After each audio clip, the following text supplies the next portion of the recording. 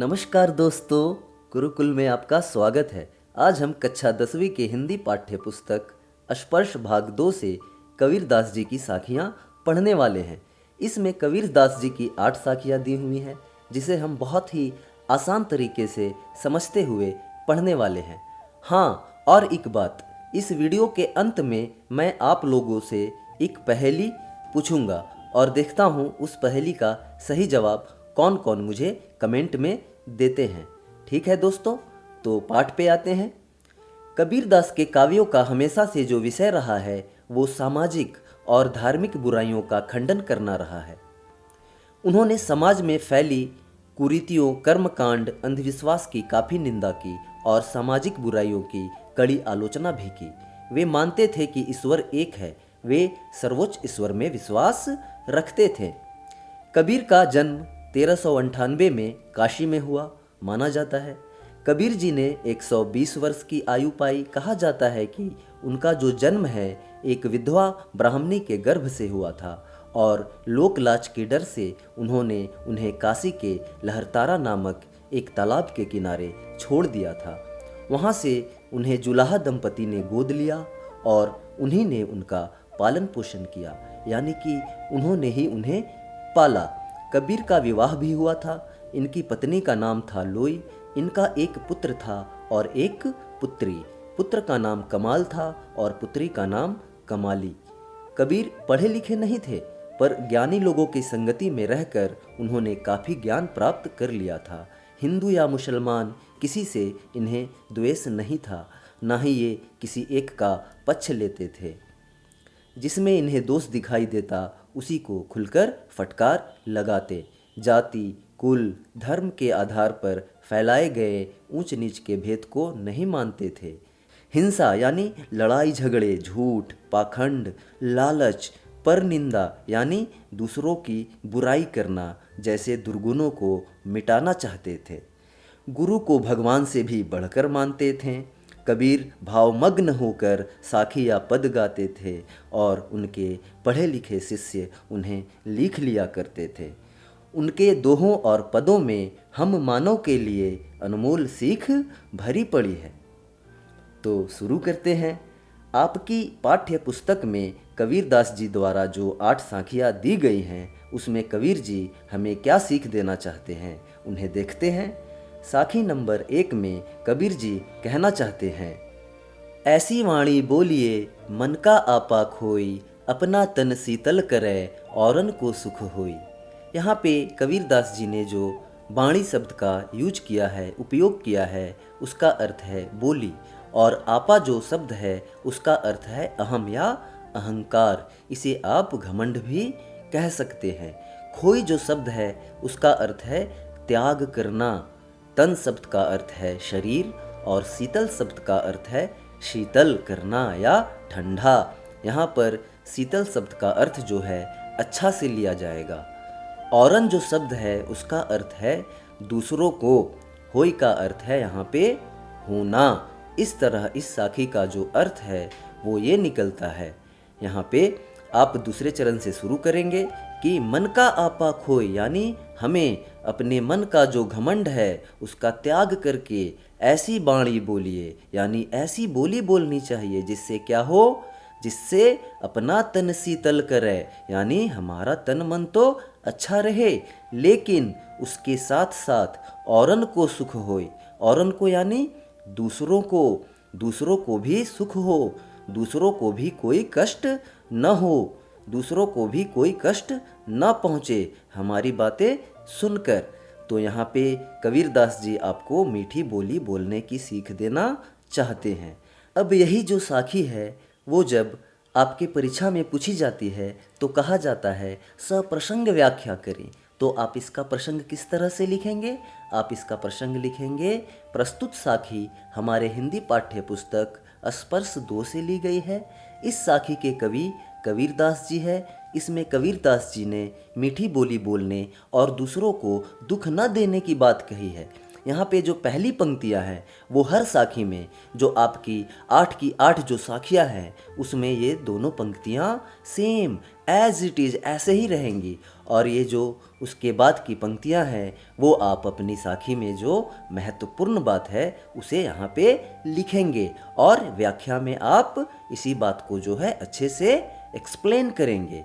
आप इस साखी की व्याख्या किस तरह से करेंगे? आप लिखेंगे, इसमें कबीरदास जी कहते हैं कि हमें मन का आपा खोई, मन का अहंकार त्याग करके ऐसी वाणी बोलिए, ऐसी भाषा का प्रयोग करना चाहिए जिससे क्या हो, अपना तन शीतल करे, जिससे हमारा तन मन जो है वह स्वस्थ रहे, अच्छा रहे, औरन को सुख होए और दूसरों को भी कोई कष्ट न हो और दूसरों को भी सुख की प्राप्ति हो। इस तरह से परीक्षा में सप्रसंग व्याख्या करेंगे।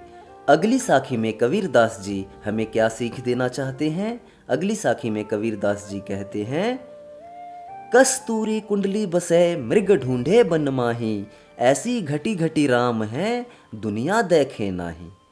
इस साखी में जो कुंडली शब्द है उसका अर्थ है नाभि और मृग जो शब्द है वो संस्कृत का शब्द है और हिंदी में उसका अर्थ होता है हिरण। घटी घटी जो यहाँ पे शब्द है उसका अर्थ है कण कण। अब यहाँ पे जब आप इस साखी का अर्थ निकालेंगे तो इसका अर्थ भी आप दूसरे चरण से शुरू करेंगे कि मृग ढूंढे बन माही। बन का अर्थ है वन यानी जंगल, तो मृग ढूंढे बन माही यानी मृग जो है हिरन है वो वन में ढूंढ रहा है। वो क्या ढूंढ रहा है? कस्तूरी कुंडली बसे, कस्तूरी को ढूंढ रहा है। तो मृग ढूंढे बन माही यानी जो मृग है, हिरन है, वो वन में भटक रहा है, कस्तूरी की खुशबू को ढूंढ रहा है। और वो किस बात से अनजान है?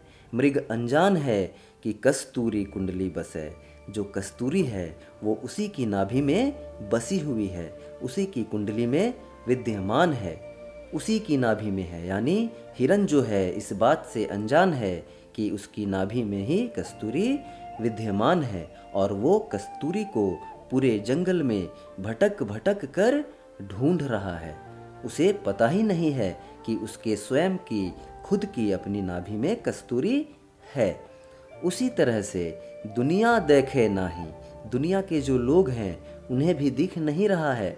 उन्हें क्या नहीं दिख रहा है? ऐसे घटी घटी राम हैं, उन्हें राम नहीं दिख रहे हैं, उन्हें ईश्वर नहीं दिख रहे हैं। जबकि वो इस बात से अनजान है कि जो राम है, जो ईश्वर है, वो घटी घटी यानी वो कण कण में विद्यमान है, बसे हुए हैं।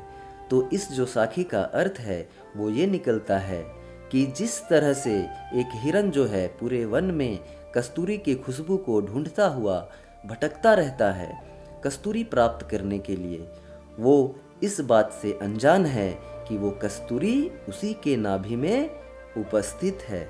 उसी तरह से दुनिया के लोग भी भगवान को तीर्थों में, मंदिरों में ढूंढते रहते हैं, जबकि जो भगवान है वो घटी घटी, वो कण कण में विद्यमान है। तो कबीर जी यहाँ पे ये सीख देना चाहते हैं कि अगर आप भगवान को ढूंढना चाहते हैं तो आप उन्हें मंदिरों और तीर्थों में ना ढूंढकर अपने मन में ढूंढें। वहाँ आपको जो भगवान है वो मिल जाएंगे। तो जब आपसे ये साखी परीक्षा में सप्रसंग व्याख्या के लिए पूछी जाए तो आप इसका प्रसंग कैसे लिखेंगे? आप लिखेंगे कि प्रस्तुत साखी हमारे हिंदी पाठ्य पुस्तक स्पर्श 2 से ली गई है। इसके कवि कबीरदास जी हैं। यहाँ तक आप एज इट इज़ उसी तरह से लिखेंगे जिस तरह से आपने पहली साखी के प्रसंग में लिखा था। उसके बाद की पंक्ति में मैंने कहा था कि जो आपको साखी परीक्षा में आएगी उस साखी के महत्वपूर्ण बात को अपने प्रसंग में एक पंक्ति में लिखना है। इसमें कबीरदास जी क्या कह रहे हैं कि संसार के लोग कस्तूरी हिरन की तरह हो गए हैं।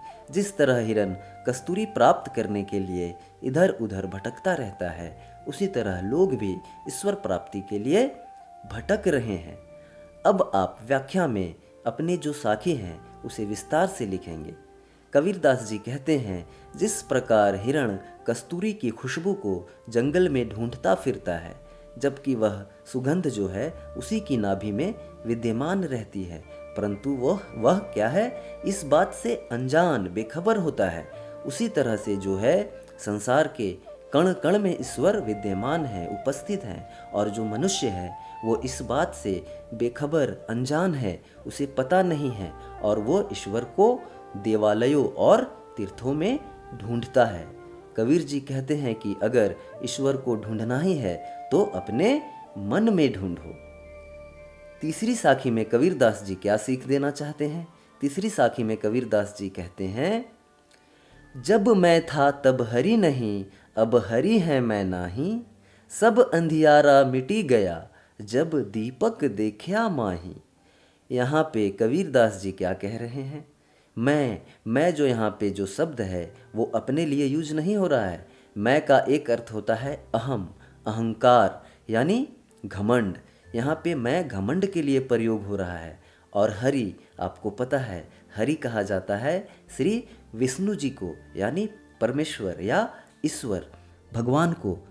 अंधियारा जो है वो अंधकार को कहा गया है, यानी अहंकार रूपी जो अंधकार है, घमंड का जो अंधकार है, वो यहाँ पे अंधियारा के रूप में लिया गया है। यहाँ पे एक शब्द है दीपक। यहाँ पे दीपक को ईश्वर के साथ संबोधित किया गया है, यानी दीपक को ईश्वर की तरह बताया गया है। यहाँ पे इस साखी का अर्थ निकलता है कि जब मैं था तब हरि नहीं, यानी जब मेरे मन में अहंकार था, मेरे मन में घमंड था, तब वहाँ पर हरि नहीं थे, यानी वहाँ पे ईश्वर का वास नहीं था। अब हरि है मैं नाही, अब वहाँ पे हरि हैं, लेकिन अब वहाँ पे घमंड नहीं है, क्योंकि जहाँ घमंड होता है वहाँ क्या है? ईश्वर नहीं होते। सब अंधियारा मिटी गया, जब दीपक देखा माही। सारा जो अंधियारा है, सारा जो अहंकार रूपी अंधकार है, वो मिट गया जब उन्होंने दीपक को देखा, यानी जब उन्हें दीपक रूपी ईश्वर के दर्शन हुए।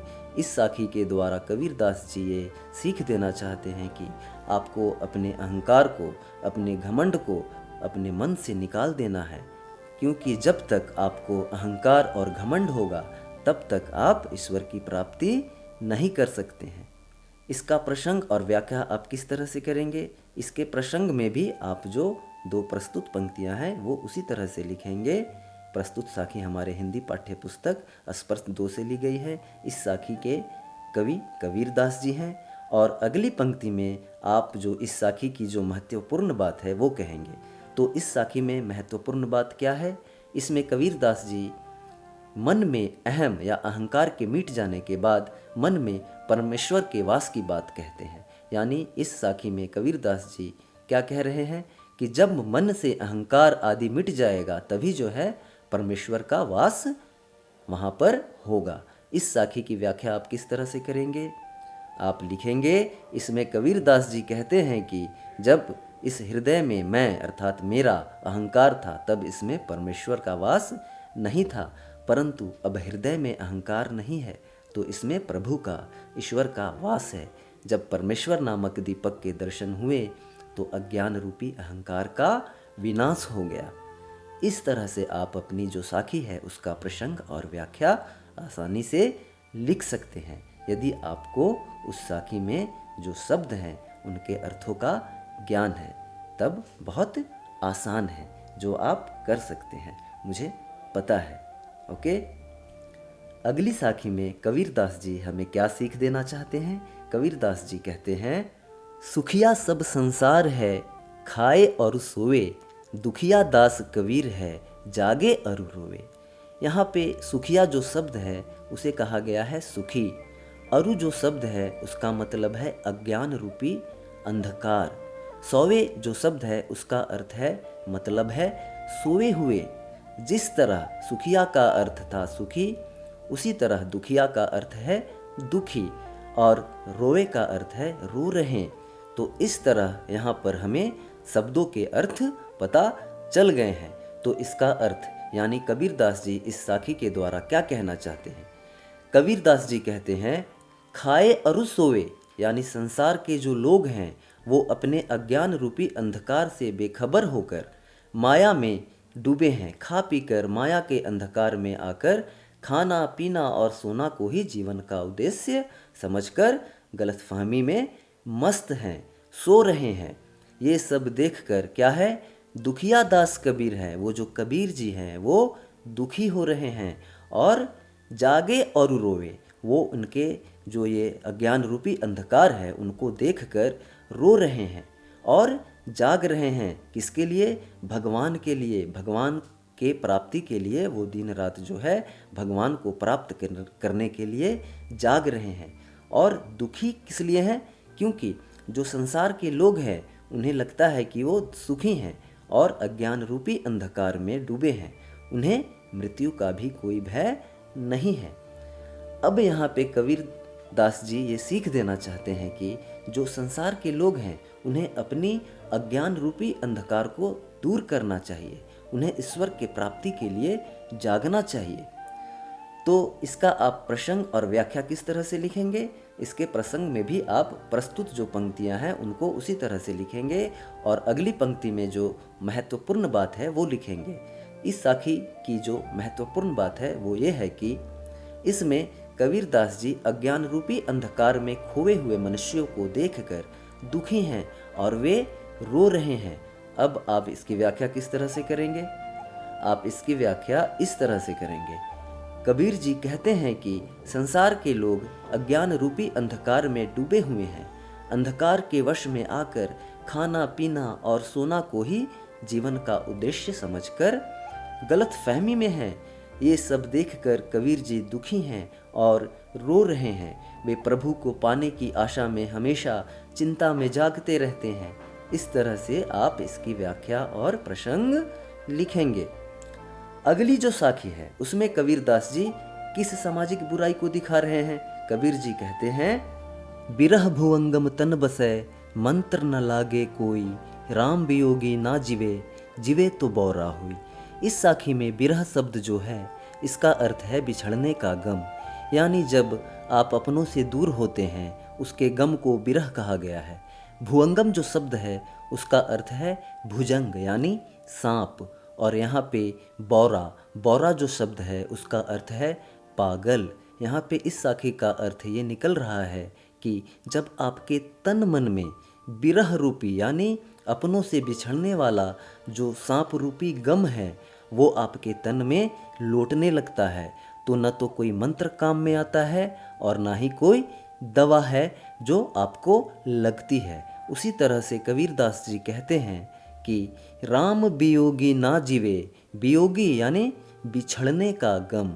राम जो यहाँ पे लिया गया है वो ईश्वर के लिए, भगवान के लिए लिया गया है कि राम वियोगी ना जीवे, कि राम के वियोग में, राम से बिछुड़ने के गम में कोई भी मनुष्य ना जीवे, कोई भी मनुष्य जीवित नहीं रह सकता है।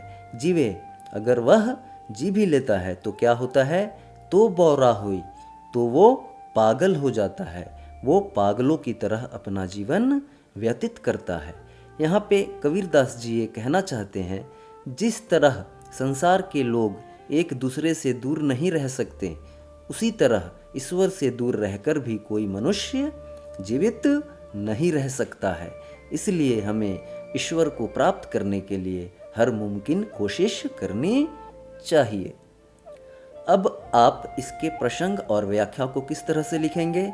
इसके प्रसंग में भी आप प्रस्तुत जो दो पंक्तियां हैं वो उसी तरह से लिखेंगे कि प्रस्तुत साखी हमारे हिंदी पाठ्य पुस्तक स्पर्श 2 से ली गई है। इस साखी के कवि कबीर दास जी हैं। इसके बाद जो पंक्तियां हैं उसमें आप इस साखी के मुख्य बात लिखेंगे। इसमें कबीर दास जी कहते हैं कि ईश्वर के वियोग में, ईश्वर से बिछुड़ने के दुख में कोई भी मनुष्य जीवित नहीं रह सकता, और अगर रह भी जाता है तो वो पागल हो जाता है। अब आप इसी बात को किस तरह विस्तार से व्याख्या में लिखेंगे? आप लिखेंगे, कबीर दास जी कहते हैं कि जब मनुष्य के मन में अपनों के बिछुड़ने का गम सांप बनकर लौटने लगता है तो उस पर ना कोई मंत्र असर करता है और ना ही कोई दवा असर करती है। उसी तरह राम यानी ईश्वर के वियोग में कोई मनुष्य जीवित नहीं रह सकता, और यदि वह जीवित रहता भी है तो उसकी स्थिति पागलों जैसी हो जाती है। अगली साखी में कबीर दास जी हमें क्या सीख देना चाहते हैं? कबीर दास जी कहते हैं, निंदक नेड़ा राखिए, आंगनी कुटी बंधाई, बिन साबण पानी बिना, निर्मल करे सुभाई। यहाँ पे जो निंदक शब्द का उपयोग हुआ है उसका अर्थ है निंदा करने वाले, यानी जो आपके पीठ के पीछे आपकी निंदा करते हैं, बुराई करते हैं, बातें करते हैं, उनके लिए निंदक शब्द यूज हुआ है। नेड़ा मतलब निकट यानी नज़दीक। आंगड़ी जो है वो कहा गया है आंगन को। कुटी का मतलब होता है घर। साबण कहा गया है साबुन को। निर्मल यानी साफ करना। और सुभाई का अर्थ है स्वभाव। अब यहाँ पे इस साखी का अर्थ निकल रहा है निंदक नेड़ा राखिए, आंगनी कुटी बंधाई। यानी यहाँ कबीरदास जी ये कह रहे हैं हमें निंदा करने वालों को, यानी जो आपके पीठ पीछे आपकी बातें करते हैं, उनको नेड़ा यानी उनको नज़दीक रखना चाहिए, यानी निंदा करने वालों को नज़दीक रखना चाहिए। आंगड़ी कुटी बंधाई, उन्हें कितने नज़दीक रखना चाहिए? उन्हें इस तरह से रखना चाहिए जैसे आपने उनके लिए आंगड़ी कुटी बंधाई, अपने आंगन में ही घर बना दिया हो। यानी उन्हें अपने आसपास ही रखना चाहिए। उन्हें अपने पास क्यों रखना चाहिए? क्योंकि उनके द्वारा की गई निंदा से आप निर्मल करे सुभाई, अपने स्वभाव को इस तरह से साफ कर सकते हैं जैसे बिन साबण पानी बिना साबुन और पानी के आप किसी चीज़ को साफ कर रहे हैं। यानी निंदा करने वालों को नज़दीक रखने का एक फ़ायदा होता है कि बिना साबुन और पानी के ही आपका जो स्वभाव है वो साफ हो जाता है। आप अच्छे स्वभाव वाले बन जाते हैं। यानी कि वो आपकी अंदर जो भी बुराई है उन चीज़ों उसके बारे में वे बताते हैं ताकि आप उन्हें सुधार सकें। अब आप इसके प्रसंग और व्याख्या को किस तरह से करेंगे? इसका प्रसंग आप उसी तरह से करेंगे। प्रथम 2 पंक्तियाँ आप वैसे ही लिखेंगे और उसके बाद महत्वपूर्ण बात क्या है, इसमें कबीरदास जी निंदा करने वाले व्यक्तियों को अपने पास रखने की सलाह देते हैं ताकि आपके स्वभाव में सकारात्मक परिवर्तन आ सके। यानी आपके स्वभाव में, व्यवहार में पॉजिटिव जो है परिवर्तन आ सके। अब आप इसकी व्याख्या कैसे करेंगे? आप इसकी व्याख्या में लिखेंगे कि इसमें कबीरदास जी कहते हैं कि हमें हमेशा निंदा करने वाले व्यक्ति को अपने निकट रखना चाहिए, अपने पास रखना चाहिए। हो सके तो अपने आंगन में ही उनके लिए घर बनवा लेना चाहिए, अर्थात हमेशा अपने आसपास ही रखना चाहिए ताकि हम उनके द्वारा बताई गई हमारी गलतियों को सुधार सके। इससे हमारा स्वभाव बिना साबुन और पानी की मदद के ही साफ हो जाएगा। इस तरह से हम अपनी प्रसंग और व्याख्या को अच्छी तरह से एक्सप्लेन कर सकते हैं। अगली साखी में कबीरदास जी हमें क्या सीख देना चाहते हैं? अगली साखी में कबीरदास जी कहते हैं, पोथी पढ़ी पढ़ी जग मुआ, पंडित भया न कोई, एके असीर पीव का, पढ़े सुपंडित होई। यहाँ पे पोथी जो है सो कहा गया है पुस्तक को। मुआ यानी मरना, भया का मतलब बनना। असीर जो शब्द है वो है अक्षर के लिए, और पीव यानी प्रिय। अब यहाँ पे कबीरदास जी क्या कहना चाहते हैं? कबीरदास जी कहना चाहते हैं कि पोथी पढ़ी पढ़ी जग मुआ, यानी मोटी मोटी पुस्तकों को, मोटे मोटे ग्रंथों को पढ़ पढ़ कर दुनिया के, जग के, संसार के बहुत सारे लोग क्या है, मुआ, मर गए। लेकिन वो क्या है, पंडित भया न कोई, उनमें से कोई भी ज्ञानी नहीं बन पाया। कबीरदास जी ऐसा क्यों कहते हैं? क्योंकि कबीरदास जी मानते हैं एके असीर पीव का, पढ़े सुपंडित होई। यानी अगर कोई ईश्वर प्रेम का केवल एक अक्षर भी पढ़ लेता है, प्रिय जो है वो यहाँ पे ईश्वर के लिए कहा गया है, यानी अगर ईश्वर प्रेम का कोई एक अक्षर भी पढ़ लेता है वो पंडित हो जाता है, यानी वही जो है असली ज्ञानी हो जाता है। यहाँ पे कबीरदास जी ईश्वर प्रेम को ही सर्वोच्च मान रहे हैं, यानी वे कहते हैं कि ईश्वर प्रेम ही सब कुछ है, किताबी ज्ञान कुछ भी नहीं है। आप किस तरह से प्रसंग और व्याख्या करेंगे? प्रसंग में प्रथम 2 पंक्तियाँ उसी तरह से लिखेंगे और इस साखी की जो महत्वपूर्ण बात है वो लिखेंगे कि इस साखी के कवि कबीरदास जी हैं। इसमें कबीरदास जी पुस्तकी ज्ञान को महत्व न देकर ईश्वर प्रेम को महत्व देते हैं। अब इसकी व्याख्या में इसे कैसे एक्सप्लेन करेंगे? आप लिखेंगे, कबीरदास जी कहते हैं कि इस संसार में मोटी मोटी पुस्तकें किताब पढ़कर कई मनुष्य मर गए, परंतु लेकिन कोई भी मनुष्य पंडित यानी ज्ञानी नहीं बन सका। यदि किसी व्यक्ति ने ईश्वर प्रेम का एक भी अक्षर पढ़ लिया होता तो वह पंडित बन जाता। अर्थात ईश्वर प्रेम ही एक सच है, इसे जानने वाला ही वास्तविक ज्ञानी है। जो ईश्वर प्रेम को जान लेता है वही कबीरदास की नज़र में वास्तविक ज्ञानी है, वही वास्तविक पंडित है। तो यहाँ पे कबीरदास जी पुस्तकी ज्ञान को न मानकर ईश्वर प्रेम को ही मानते हैं और हमें सीख दे रहे हैं कि हमें ईश्वर के प्रति प्रेम रखना चाहिए।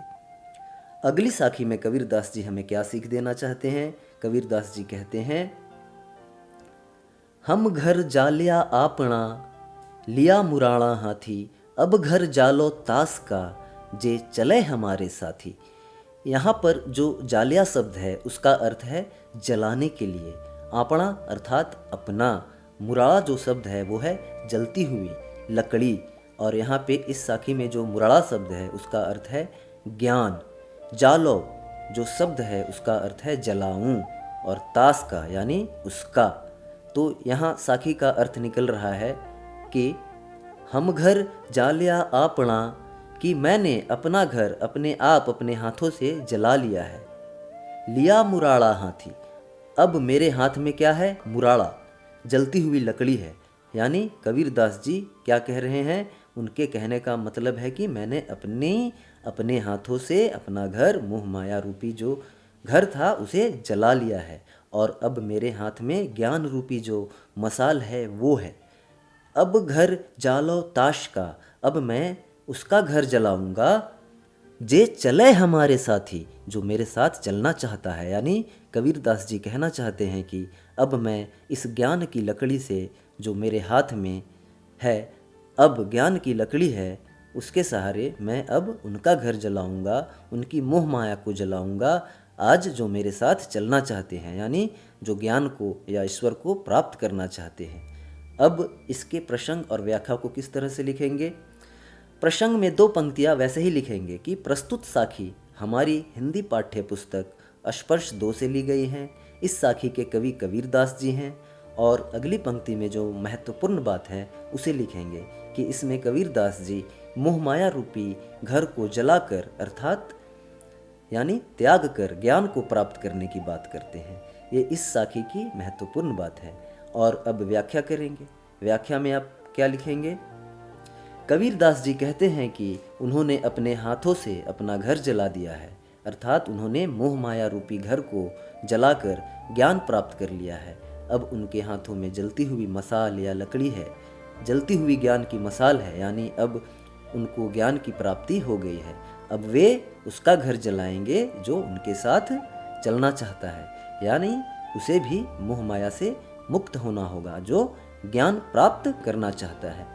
इस साखी में कबीरदास जी यह सीख देना चाहते हैं कि मोह माया का त्याग करके ही ज्ञान प्राप्त हो सकता है। इसलिए हमें खुद ही अपने आप ही अपने मोह माया का त्याग करके ज्ञान को प्राप्त करना होगा। इन 8 साखियों में कबीरदास जी ने मीठी वाणी बोलने की सीख दी है, ईश्वर प्रेम को सर्वोच्च मानने और मोह माया को त्याग कर ज्ञान प्राप्त करने की सीख दी है, और ये बताया है कि मोह माया को त्याग करके ही आप ज्ञान की प्राप्ति कर सकते हैं और पुस्तकी ज्ञान को छोड़कर ईश्वरीय प्रेम में अपना मन लगाना चाहिए। तो उम्मीद है साखियाँ आपको अच्छे से समझ आ गई होगी। और हाँ दोस्तों, मैंने वीडियो के शुरुआत में कहा था एक पहेली के बारे में। तो पहेली ये है कि एक कहानी मैं कहूँ सुन ले मेरे पूत, बिन परो वह उड़ गया बांध गले में सूत। इस पहेली का उत्तर कमेंट में बता सकते हैं, और वीडियो पसंद आया हो तो लाइक ज़रूर करें। मिलते हैं अगले वीडियो में। जय हिंद, वंदे मातरम।